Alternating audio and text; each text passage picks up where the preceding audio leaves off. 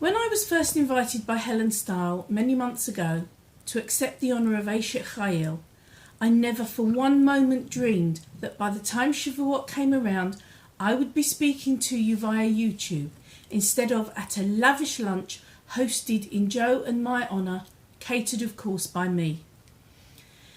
In fact, when Helen first phoned me some way before Rosh Hashanah last year, she asked me what I was doing for lunch over Shavuot, and for some reason I thought she was actually inviting me to her home for lunch over Sukkot.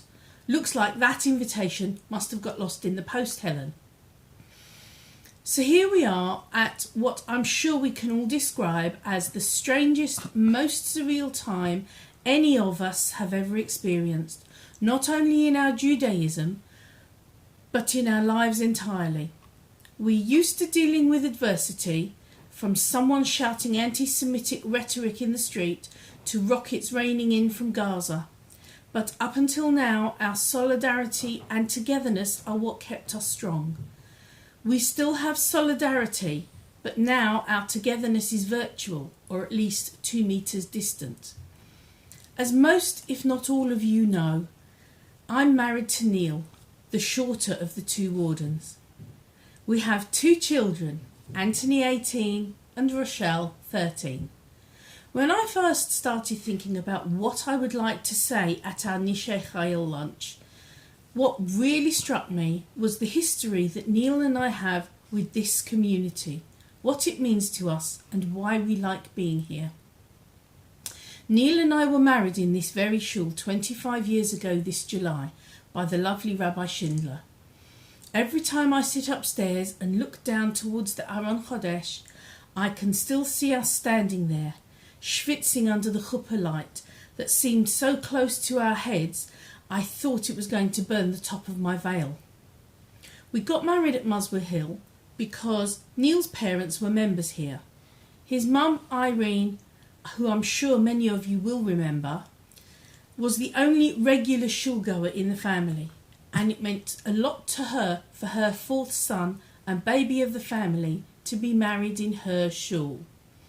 My parents were members of the old East End Burial Society with no particular shul affiliation, so this is where Neil and I became members and got married in July 1995. We weren't particularly observant or shul going in the early years, but by the time Anthony was born in 2001, we were feeling the need and the pull to connect more with our history and our Judaism. At the very least, we wanted to give our son a grounding that would stand him in good stead as he became an adult. That feeling only deepened by the time Rochelle was born in 2007. So what is it about Muswell Hill that we hold so dear? Well, first, it has a very welcoming, relaxed and informal atmosphere. There aren't many shuls where you could walk in and be greeted by friendly faces who weren't trying to assess how much your outfit cost, but Muswell Hill is definitely one of them. In fact, over the years since we married, Neil and I have lived in 4 different houses in the area, but we always felt that connection with Muswell Hill Shul. And every time we moved, we ensured that we were still within striking distance of the shul. And as Neil says, it's probably the only shul that would even have him as a warden.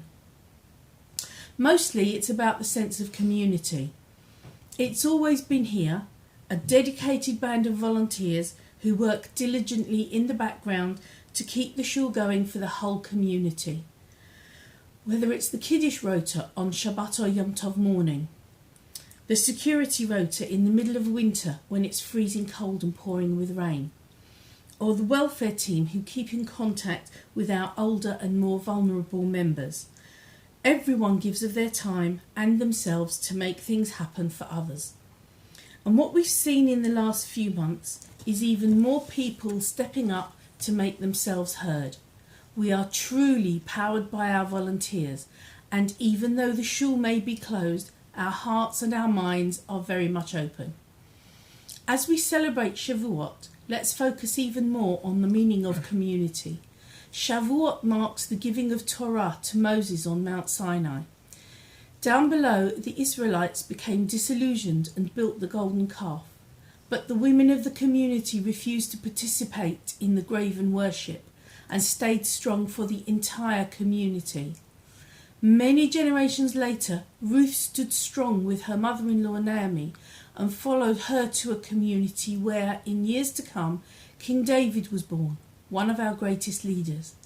What this should tell us is that we are stronger together. If we take nothing else from the current crisis, it should be that cohesive community can achieve so much more than disparate individuals. Chag Sameach.